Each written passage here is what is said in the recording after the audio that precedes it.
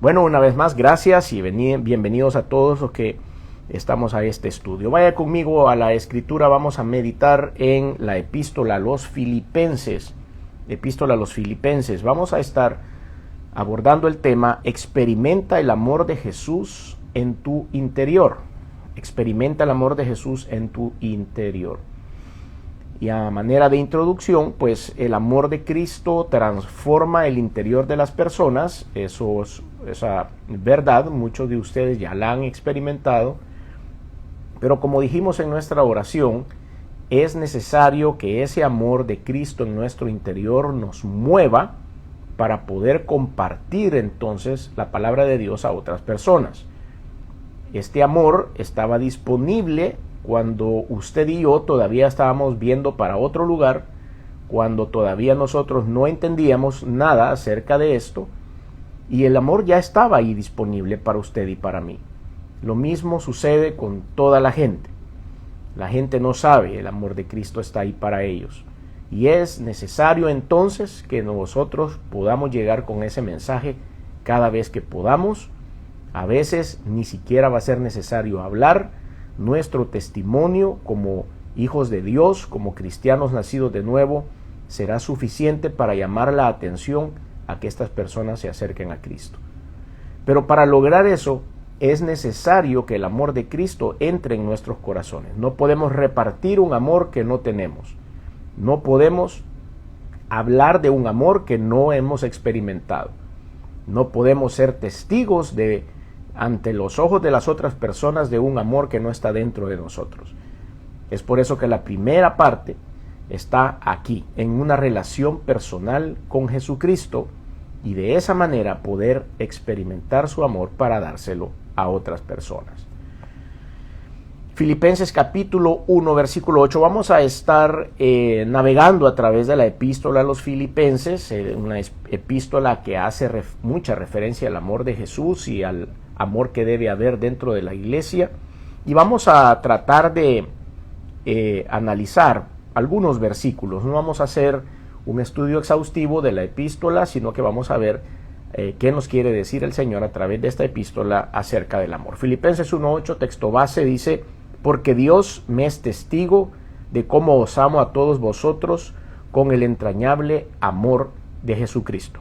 Hemos escogido este versículo porque reúne todos los requisitos del tema que estamos compartiendo el día de hoy. Dios me es testigo. Cuando el apóstol Pablo dice Dios me es testigo, quiere decir que el apóstol y Dios han estado en la intimidad y él puede confiar en que Dios puede poner su palabra diciendo que efectivamente Pablo está en lo cierto en lo que dice. Dios me es testigo de cómo os amo a todos vosotros. Quiere decir que en oración Pablo ha estado orando con intenso amor acerca de la iglesia en Filipos. Por eso Dios es testigo. Con el entrañable amor de Jesucristo. Es un amor que pasa más allá que el cariño que nos podemos tener entre amigos, entre conocidos, entre compañeros de trabajo, entre seres humanos. El amor de Cristo desea lo mejor para la otra persona y sabemos que lo mejor es la salvación eterna y el perdón de los pecados. La iglesia de Filipos y la visita que hizo el apóstol Pablo fue a consecuencia, ustedes lo pueden leer y lo estudiamos de hecho en el libro de los Hechos, que llegó un varón macedonio. Recuerdan ustedes, el apóstol Pablo tenía algunos planes, los cuales siempre ponía delante de Dios, como usted y yo lo tenemos que hacer, para hacer algunas visitas y hacer algún tipo de evangelismo en algunas zonas, y él mismo decía: pero el Espíritu nos impidió que fuéramos a ese lugar, porque aún el apóstol Pablo tiene algunos planes muy bien intencionados, pero no son los planes de Dios. Por eso tenemos que estar atentos a que nuestros planes se alineen a los planes del Señor, aun cuando se trate del ministerio y cosas piadosas. Tal vez el Señor no quiere que nosotros lo hagamos o no lo hagamos en ese momento. Pues estaba el apóstol Pablo, dice, esperando respuesta cuando tuvo una visión y se le apareció un varón macedonio en donde le dijo que era necesario que él llegara a esa zona a evangelizar. Y es por eso que Él fue a toda esa zona, incluyendo el área de Filipos. Entonces era una petición de amor de parte de Dios. El amor nos debe mover a predicar la palabra de Dios y ayudar al prójimo, por supuesto. Es una de las cosas que se ha perdido por completo en este tiempo, ¿verdad? Y hay muy poca gente que de verdad quiere dar algo de sí mismos por ayudar a otras personas. Pero usted y yo vamos a compartir ahora a través de esta epístola 7 experiencias gloriosas de amar con el amor de Jesucristo. Vamos a ver 7 de ellas. Así que vamos a leer primero la epístola, capítulo 1, versículos del 1 al 9. Dice la Escritura: Pablo y Timoteo, siervos de Jesucristo, a todos los santos en Cristo Jesús que están en Filipos, con los obispos y diáconos. Gracia y paz a vosotros de Dios nuestro Padre y del Señor Jesucristo. Lleva una introducción, que a eso se le llama salutación en la Biblia, y vemos que todas las cartas de Pablo llevan la misma estructura. Es interesante ver eso. Versículo 3. Doy gracias a mi Dios siempre que me acuerdo de vosotros, siempre en todas mis oraciones, rogando con gozo. Subraye esa palabra. Rogando con gozo por todos vosotros, por vuestra comunión. Esa también es importante. En el Evangelio, desde el primer día hasta ahora, estando persuadido de esto, otra palabra importante, de que el que comenzó en vosotros la buena obra la perfeccionará hasta el día de Jesucristo. Como me es justo sentir esto de todos vosotros, por cuanto os tengo en mi corazón, subraye también esa frase, y en mis prisiones y en la defensa y confirmación del Evangelio, todos vosotros sois participantes conmigo de la gracia. Porque Dios me es testigo de cómo os amo a todos vosotros en el entrañable amor de Jesucristo. Que este es nuestro texto base. Entonces vemos acá algunas notas importantes en la introducción de esta carta. Primero vimos la salutación y luego la introducción. Doy gracias a mi Dios siempre que me acuerdo de vosotros. Esa es una bonita manera de iniciar una carta. Siempre en todas mis oraciones rogando con gozo. Es importante que en nuestra oración haya gozo, sobre todo cuando clamamos por otras personas. Nosotros tenemos que pasarla bien con Cristo. Hay momentos, por supuesto, en los que vamos a compartir por una empatía espiritual. Nos ha sucedido, estoy seguro que a ustedes también. Por una empatía espiritual podemos sentir en oración el sufrimiento de la persona por quien estamos orando. Hay personas que están sufriendo enfermedades terminales, hay personas que están sufriendo la pérdida de algún ser querido, y cuando estamos en oración clamando por ellos, de repente terminamos llorando porque podemos sentir en empatía su dolor y su desesperación. Pero generalmente debemos orar a Dios con gozo cuando recordamos a personas a quienes les tenemos cariño y por las cuales estamos orando, ¿verdad? Entonces nos recordamos de ellos y de verdad se nos llena de gozo el corazón. Y este es el tipo de oración que tiene Pablo por la iglesia en Filipos, por todos vosotros. ¿Y qué es lo que le hace tener gozo a Pablo? Versículo 5. Por vuestra comunión en el Evangelio, desde el primer día y hasta ahora.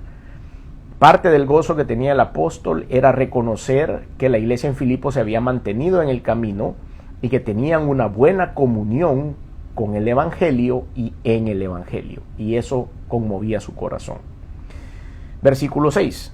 Estando persuadido de esto, que el que comenzó en vosotros la buena obra la perfeccionará hasta el día de Jesucristo. Estoy persuadido, quiere decir convencido, que no le cabe duda que a través de ese testimonio de la iglesia en Filipos, el que comenzó la buena obra en ellos, que era Jesucristo, obviamente, la perfeccionaría, o Dios la perfeccionaría hasta que Jesucristo vuelva por la iglesia.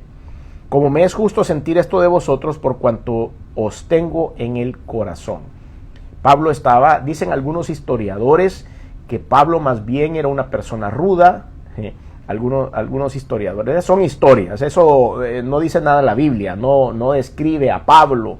Algunos dicen que era bajito, que era narizón, que se le había caído el cabello, que era algo pasadito de peso, y que tenía mal carácter, que era bien rudo. que no había tenido muchos amigos, pero que era sumamente inteligente, era extremadamente inteligente. Entonces a veces, si es cierto que el hombre era un poco rudo, nos conmueve ver cómo el Señor Jesucristo había impactado su corazón a través del amor de Jesucristo, y él dice que les menciona estas palabras que son muy dulces para esta iglesia, y dice: por cuanto os tengo en el corazón, en mis prisiones y en la defensa y confirmación del Evangelio, todos vosotros sois participantes conmigo de la gracia. Qué bonito, ¿verdad? Entonces vemos, cuando analizamos esta epístola, 7 experiencias gloriosas que Pablo nos muestra que ustedes y yo también debemos sentir cuando experimentamos el amor de Jesús. La primera es que es una experiencia que reactiva las memorias positivas de nuestra vida. Todos estamos hechos de situaciones complejas, de situaciones traumáticas, pero también tenemos muchos momentos de felicidad, muchos momentos de tranquilidad y de amor. Nuestra personalidad, nuestro interior, nuestra alma, porque es realmente a donde están alojados todos esos recuerdos y experiencias, está llena de todo.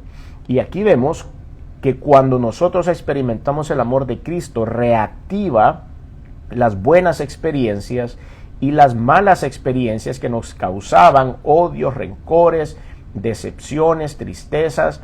Todo eso el amor de Cristo lo empieza a segregar, de manera que nosotros tengamos gozo. Produce gozo por las memorias de la obra de Dios en la familia de la fe. La segunda característica que tiene el amor de Cristo es que activa la oración de intercesión motivada por el gozo. Cuando nosotros estamos en gozo y de verdad estamos pasando un momento lleno del Espíritu Santo y un momento lleno del amor de Cristo, nos damos cuenta que estamos activados y que podemos entonces entrar en oración. ¿Por qué? ¿Por qué nos activamos? ¿Por qué se nos llena de gozo el corazón? Bueno, por la celebración que hay internamente de la fidelidad de Dios y de la seguridad que Él entonces nos ha dado. Primera, reactiva las memorias positivas en nuestra vida, activa la oración de intercesión motivada por el gozo. Número 3, produce altos niveles de motivación. Cuando nosotros estamos llenos del amor de Cristo, estamos motivados a seguir adelante en el ministerio, a seguir compartiendo la palabra y haciendo cosas que solo Dios nos ha mandado a hacer. Entonces, el versículo 7, por ejemplo, dice: como me es justo sentir esto de todos vosotros, como me es justo sentir esto por cuanto os tengo en mi corazón. Entonces dice que es bueno, que es beneficioso. Eso quiere decir la palabra justo. Como me es justo y es bueno y beneficioso para mí, va a haber una transición emocional a través de las crisis, porque él estaba diciendo que estaba en sus prisiones. No está claro en esta epístola si si el apóstol Pablo la estaba escribiendo de Roma o de Éfeso, en una de las dos, porque en las dos ciudades él estuvo preso. No está claro en cuál de las dos ciudades se escribió. Pero él estaba pasando una crisis, obviamente, estar preso es una crisis, y a través de eso dice que produce altos niveles de motivación, aun cuando tenemos emociones en el corazón, estamos pasando una crisis o estamos procurando la predicación de la palabra de Dios. Esas cosas, en las emociones, en las crisis y en la predicación, va a haber una influencia, un impacto de buena motivación a través del amor de Cristo. Número 4, el cuarto de estos 7 elementos es que produce discernimiento espiritual. Discernimiento, para algunos que no están muy familiarizados con esta palabra, el discernimiento es aquello que solo hace el Espíritu Santo dentro de los cristianos, que nos hacen comprender la palabra de Dios y también lo que sucede en nuestro entorno espiritual. Es tener una idea clara, es tener sabiduría divina, no solo la sabiduría que nos da el hecho de tener experiencia cristiana, haber tenido bastantes años en la iglesia, sino recibir de Dios y del Espíritu Santo el discernimiento, esa sabiduría que necesitamos todos. Filipenses capítulo 1, ahora vamos a leer del 9 en adelante, versículos 9 al 18. Vamos a ver qué sigue diciendo el Espíritu Santo a través del apóstol. Y dice: y esto pido en oración, que vuestro amor abunde aún más y más en ciencia y en todo conocimiento, para que probéis lo mejor, a fin de que seáis sinceros e irreprensibles para el día de Cristo, llenos de frutos de justicia que son por medio de Jesucristo para gloria y alabanza de Dios. Quiero que sepáis, hermanos, que las cosas que me han sucedido han redundado más bien para el progreso del Evangelio. Hablamos de positivismo, ¿verdad? Pero positivismo cristiano, positivismo espiritual, positivismo del que da el amor de Cristo. Pues vea que él está sacándole las cosas buenas a estar preso. Qué bueno. Ojalá que así fuéramos todos, ¿verdad? Quiero que sepáis, hermanos, que las cosas que me han sucedido han redundado más bien para el progreso del Evangelio, de tal manera que mis prisiones se han hecho patentes en Cristo en todo el pretorio. El pretorio es una palabra latina, viene del latín lugar pretor, o quiere decir el lugar del que preside.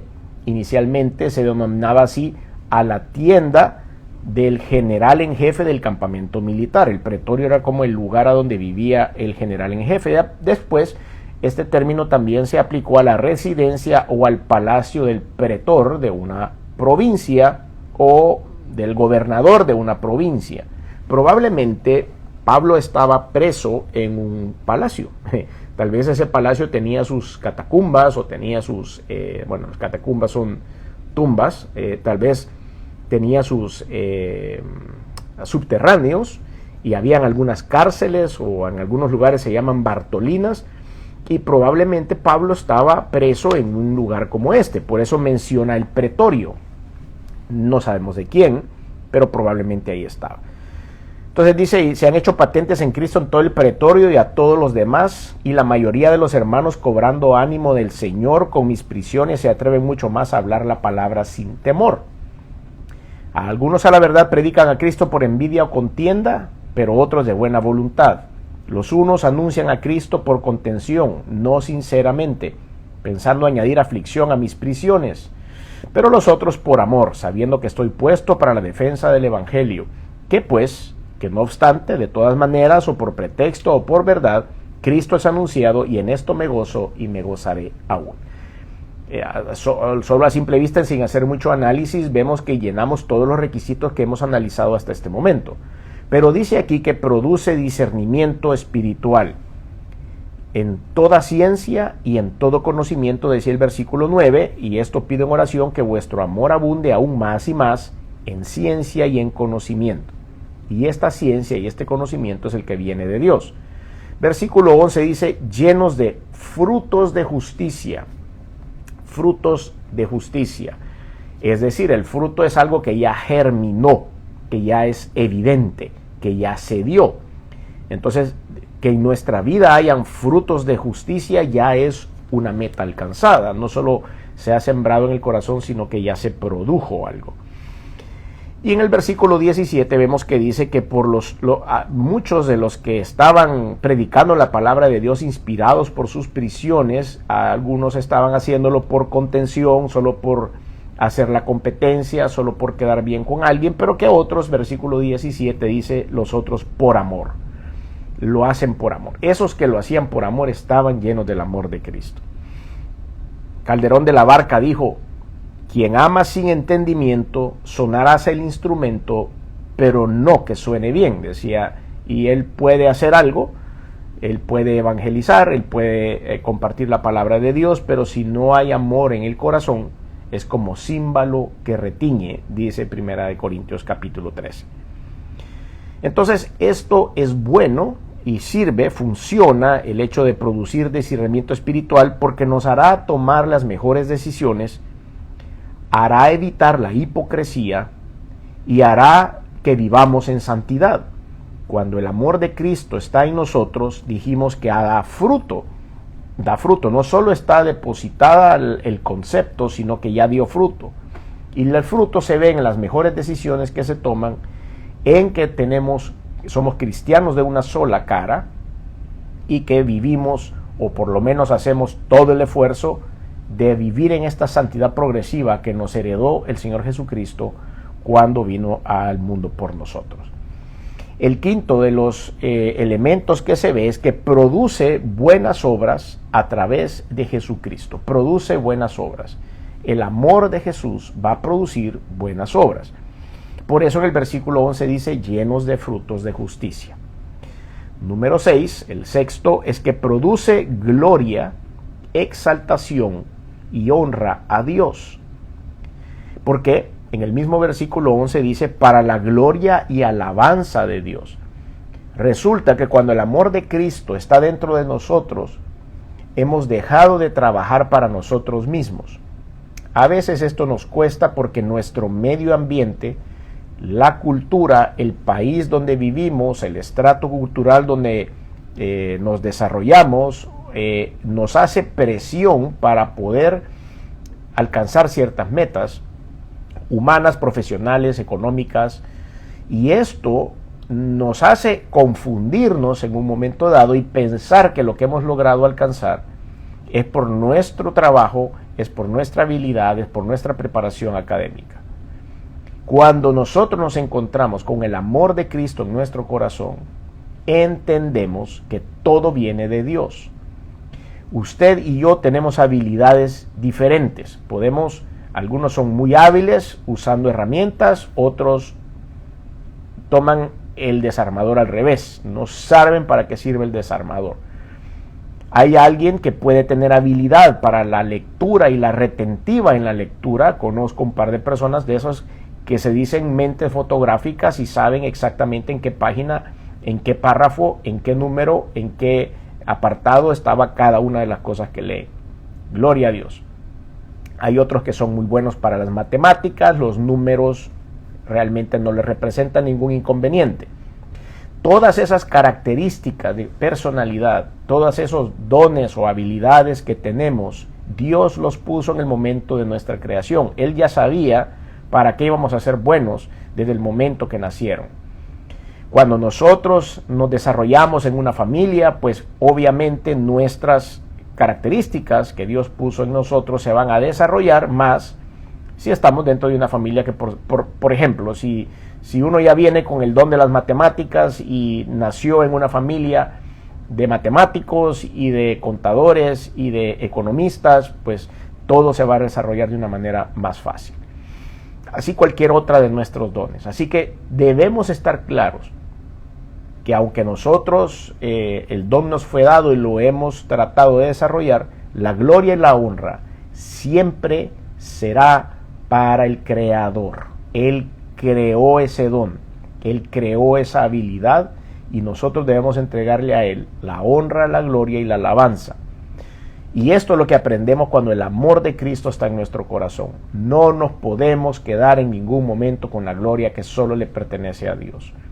Y el amor de Cristo nos indica que debemos siempre volver a ver hacia arriba. Si hay algo bueno en nosotros, la gloria es para el Señor. Número 7, la séptima característica es que produce aceptación a los actos soberanos de Dios.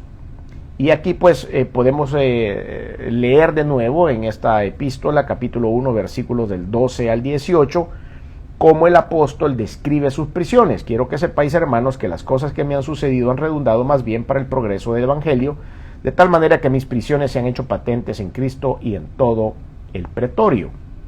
Veíamos entonces que los actos soberanos de Dios, a través del amor de Cristo en nuestro corazón, los aceptamos y decimos, bueno, Dios tendrá un propósito para esto.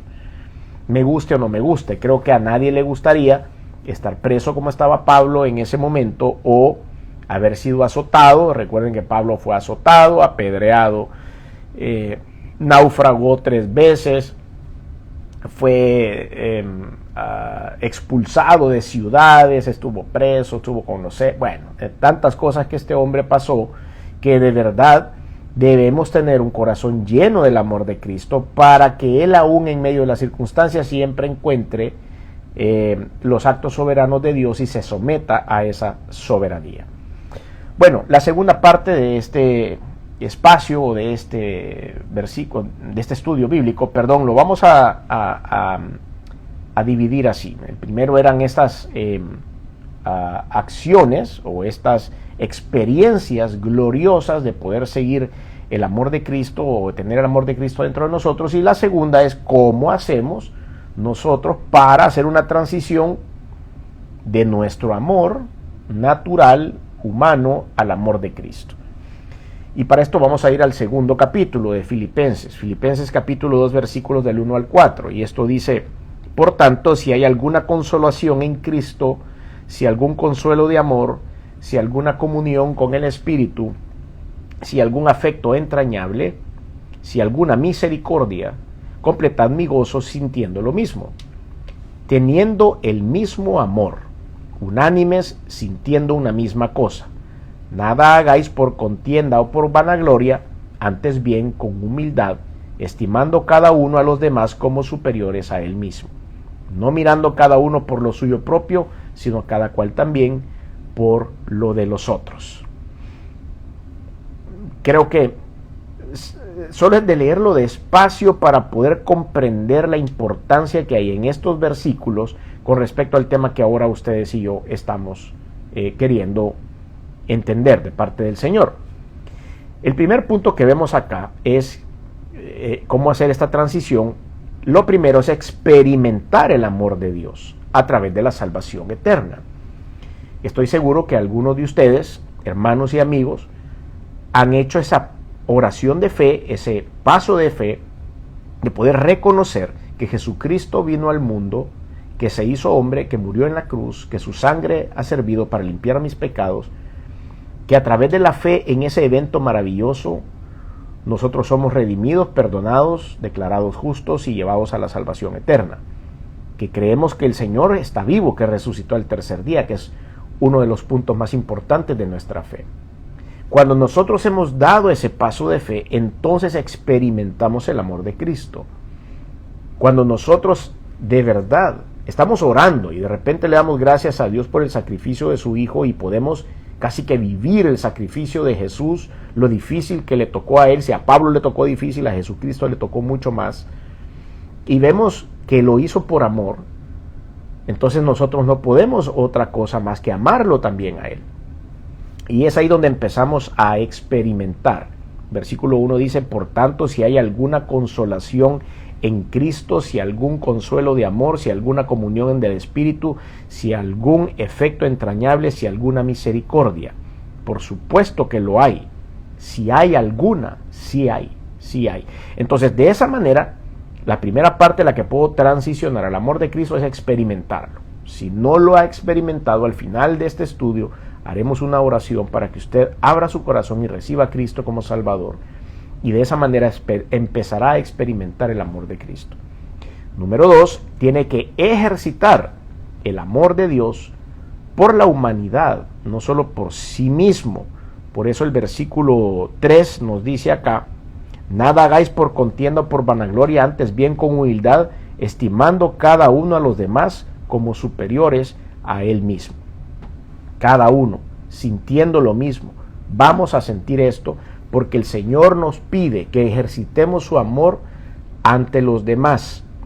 La gente, cuando nosotros tenemos el conocimiento de la palabra de Dios, del deseo de Dios, limitado por supuesto, porque nunca ustedes y yo vamos a poder tener una absoluta sabiduría o un conocimiento pleno de lo que Dios quiere.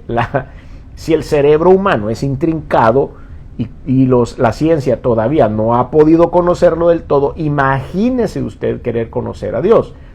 Lo que conocemos del Señor, que es una parte linda de Dios, es limitado. Tenemos que aprender mucho más, pero debemos ejercitar el amor de Dios en humildad con otras personas. Así que tenemos que llegar a ese punto. Número 3, la tercera manera en la que transicionamos al amor de Cristo es eliminar ciertas cosas, por lo menos 3. Creo que deberían haber muchas más por ahí, pero no tenemos tiempo para seguir en eso. Eliminar la competencia. Nos hacemos muy competitivos. Sobre todo hay ciertas profesiones en las cuales uno es muy competitivo. Mi profesión es una de esas. Siempre estamos compitiendo, siempre estamos procurando ver quién lo hace mejor, quién lo hace más apegado al procedimiento, quién lo hace más bien. Y por supuesto la cultura también influye mucho. Pero así es en otros gremios. Supongo que en el gremio de la medicina, médicos, o en el gremio de los abogados, no sé, siempre hay como una competencia, y esa competencia nos hace perder el amor por los demás, porque no vamos a ceder nada. Así que es necesario, para poder nosotros llegar al amor de Cristo, es eliminar esa competencia. Número 2 es eliminar la vanagloria. Por supuesto, el vanaglorioso se cree superior a otros. El vanaglorioso se cree que está sentado en una silla más alta que todos los demás y que puede juzgar al mundo por sus pecados, por lo que hacen, por lo que dicen, y que como yo ya estoy salvo, entonces todos los demás están condenados. No es esa la manera en la cual el Señor nos ha mandado a evangelizar ni a poder llevar el amor de Cristo. Número 3, lo que tenemos que eliminar es la prepotencia. Es un acto voluntario y consciente de estar en contra de ciertos sistemas. La prepotencia es algo donde no fluye el amor de Cristo. El siempre estar con objeciones, el siempre estar reclamando, el siempre estar en contra del sistema, el siempre, esto nos lleva un poco de la vanagloria también a ser prepotentes, así que tenemos que eliminarlo. La competencia, la vanagloria y la prepotencia son tres cosas que impiden el amor de Cristo en nuestro corazón. Número 4, necesitamos unificar el sentir del amor de Cristo hacia nuestro grupo, hacia nuestro entorno. Filipenses capítulo 4, ahora vamos a ir al capítulo 4 de Filipenses, versículos 1 y 2, dice: así que, hermanos míos, amados, deseados, gozo y corona mía, estad así firmes en el Señor, amados. Ruego a Evodia y Síntique que sean de un mismo sentir en el Señor. Y esto es bien interesante cuando uno hace un pequeño estudio. Vean Pablo cómo estaba ya de emocionado, de verdad, guiado por el Espíritu Santo, y vean cómo les habla en el capítulo 4. Así que, hermanos míos, amados y deseados, gozo y corona mía. ¿Cómo se refiere a esta iglesia? De verdad que Pablo amaba a estas personas. Estad así firmes en el Señor, amados. Y ahí hay un punto. Y luego hace una referencia y dice: ruego a Evodia y Síntique que sean de un mismo sentir en el Señor. Estas dos hermanas, aparentemente, según lo que dicen algunos historiadores, eran miembros de la iglesia de Filipos, de algunos ministerios diferentes, y tenían conflicto entre ellas, vaya, digámoslo así. Habían conflictos entre estas dos personas que eran trabajadoras de la iglesia. Y entonces él decía, con mucho respeto y diplomacia: por favor, ya me enteré que las dos hermanas andan discutiendo y andan peleando para ver quién hace mejor las cosas para Dios. Entonces dice que sean de un mismo sentir en el Señor. Eso es un regaño, eso que estaba ahí. Imagínense usted, para que eso haya quedado en la palabra de Dios, era que ese conflicto de verdad molestaba a Dios, y el apóstol Pablo lo dejó plasmado en esta carta. Es más peligroso, el más peligroso de nuestros consejeros es el amor propio, decía Napoleón. Imagínese usted. Hay que platicar para expresar las diferencias, hay que anteponer el criterio bíblico como base de la unidad, y hay que perdonar toda ofensa, y hay que ser pacificadores. Y el punto número 5, con el cual vamos a terminar en esta oportunidad, en nuestra transición al amor de Cristo, es dar para los que sirven a Dios. Tenemos que compartir lo que tenemos con las personas que se han dedicado al 100% a la predicación de la palabra, a las misiones, gente que de verdad lo ha dejado todo por la predicación de la palabra de Dios. Nosotros debemos estar siempre atentos a sus necesidades.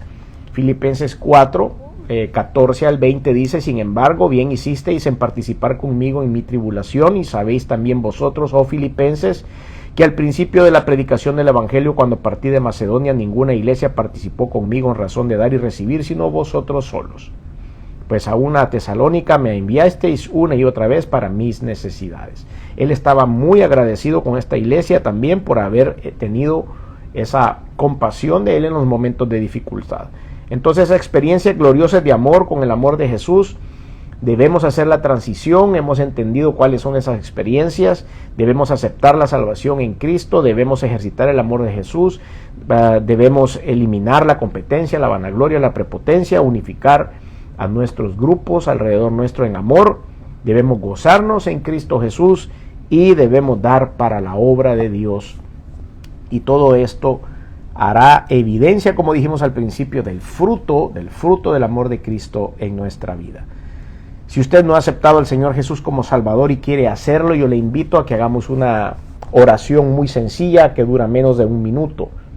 Yo no le puedo perdonar los pecados, yo no puedo asegurarle la vida eterna, yo solo puedo decirle lo que la Biblia dice. Y la Biblia dice que si usted confiesa al Señor Jesucristo como Salvador, Él le perdonará los pecados y Él le asegurará un boleto para la vida eterna. Si nosotros queremos el amor de Cristo en nuestro corazón, este es el momento de hacerlo.